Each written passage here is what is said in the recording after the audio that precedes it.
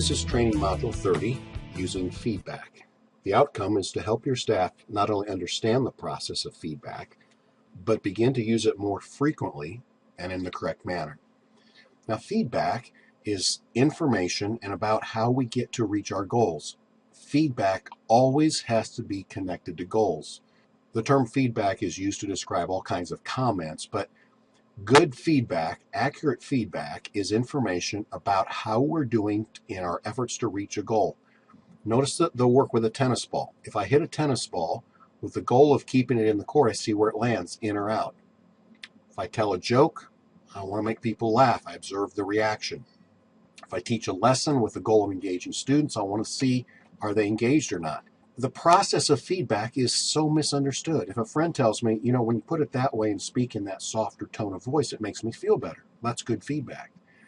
But notice when a baseball coach tells me every time you swing and missed, you raised your head as you swung, so you didn't have your eye on the ball, and the one you hit, you kept your head down.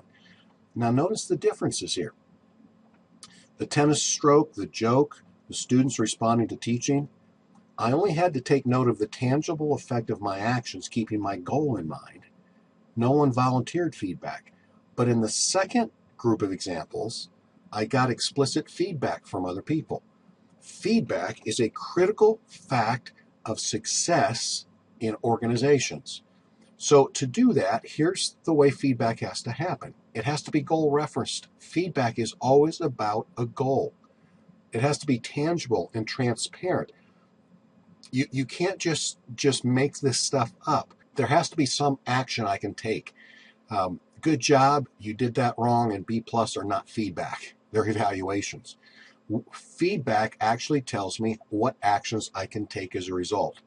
It has to be user appropriate. It has to be designed for the age and the knowledge, the technique of the person you're giving the feedback to. It has to be timely.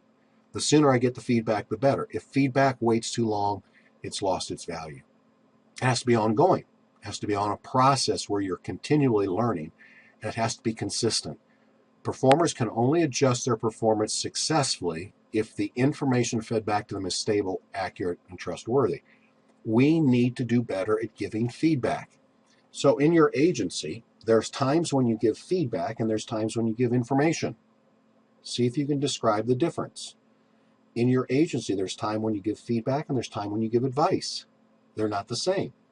Neither is feedback and evaluation. See if you and your staff can come up with the differences between feedback, information, advice, and evaluation. Now, here's some feedback principles and techniques that you can teach your staff. Approach the conversation open to change in your mind. The more transparent you are, the more relevant you are. And when you're curious about what may be missing, it opens the door for the person you're talking with. Jointly design the conversation. Here's a sample. Let's agree on how we want to do this. Jointly design the order of the feedback. I don't have a preference for how I give it to you.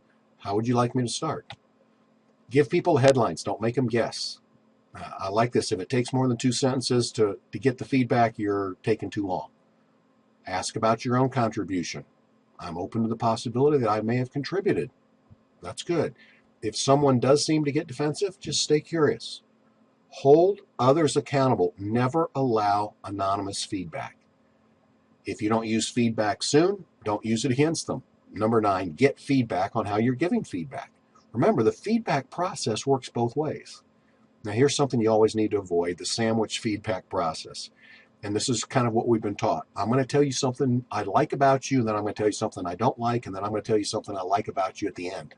And we sandwich the negative between 2 positive feedback. Nobody remembers the positive if there's negative involved. Get right to it. There's no reason to beat around the bush. We need to learn to get better at giving and receiving feedback.